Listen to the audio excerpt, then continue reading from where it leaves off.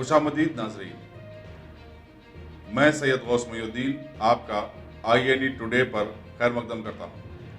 यूं तो होती है हर न्यूज़ पर आपकी नज़र, हम देते हैं रोज़ाना आपके लिए खास खबर।